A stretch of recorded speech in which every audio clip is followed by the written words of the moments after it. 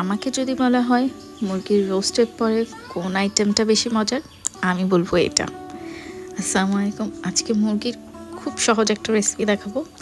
তো এর জন্য প্যানে নিয়ে নিলাম বেশ খানিকটা তেল এবং গরম মশলা। এরপর এখানে নিয়েছি পেঁয়াজ, রসুন আর কাঁচামরিচ ছাঁচা। অবশ্যই এটা এভাবে ব্যবহার করবেন, আর এটা চাইলে আপনারা শিলপাটায় বা ব্লেন্ডারে নিয়েও করতে পারেন। কিছুক্ষণ নাড়াচাড়ার পর দিয়ে দিলাম স্বাদ মতো লবণ, দিয়ে আরও ভালোভাবে কিছুক্ষণ নেড়ে চেড়ে নেব। এরপর দিয়ে দিব 1 চা চামচ আদা বাটা। আবার কিছুক্ষণ নেড়ে চেড়ে দিয়ে দিব একটি দেশি মুরগি। এটা চাইলে আপনারা ব্রয়লার মুরগি দিয়েও করতে পারেন। এবার মশলাটার সাথে ভালোভাবে মুরগিটাকে কষিয়ে নেব। কষানোর এক পর্যায়ে দেখবেন পানি চলে এসেছে। এই পর্যায়ে দিয়ে দিব ধনিয়ার গুঁড়ো 1 চা চামচ, জিরার গুঁড়ো 1/2 চা চামচ, দিয়ে আবারও ভালোভাবে নেড়ে চেড়ে নেব।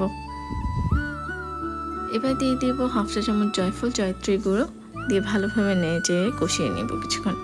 মুরগিটা কষানো হয়ে গেলে এখানে 1.5 কাপের মতো দুধ দিয়ে দিচ্ছি। এই রান্নাটাতে কোনো পানি ব্যবহার হবে না, এটাকে দুধ দিয়ে আমরা রান্না করে নেব।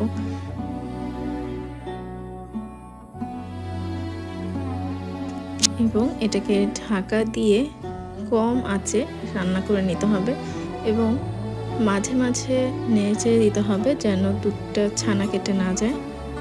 এভাবে 2-3 বার নেড়েচেড়ে ঢাকা দিয়ে কম আঁচে মুরগিটাকে রান্না করে নিব। মুরগিটা সেদ্ধ হয়ে তেলটা ভেসে উঠলে দিয়ে দিব 1/2 চা চামচ জিরার গুঁড়ো। এবং আমাদের মুরগির সাদা ভুনা কিন্তু একদমই রেডি। এটা পোলাও কিংবা পরোটার সাথে খুব ভালো যাবে। বাসায় অবশ্যই ট্রাই করবেন। আল্লাহ হাফেজ।